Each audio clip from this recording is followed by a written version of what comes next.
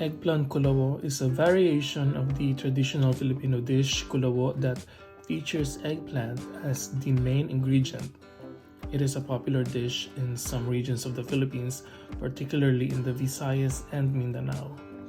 To prepare eggplant kulawo, the eggplants are typically roasted or grilled until they become soft and tender. The charred skin is then removed and the flesh is mashed or chopped into smaller pieces. In a separate pan, coconut milk is heated and simmered with various ingredients such as garlic, ginger, onions, and spices. The roasted eggplant is added to the coconut milk mixture, and the flavors are allowed to meld together as the dish simmers. Some variations of eggplant kulawo may also include shrimp or fish to enhance the overall taste. The resulting dish is a creamy and flavorful combination of roasted eggplant and coconut milk with the aromatic blend of spices and seasonings.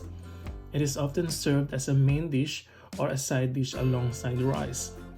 Like other regional dishes, the exact preparation and ingredients of eggplant kulawo may vary based on personal preferences and local traditions.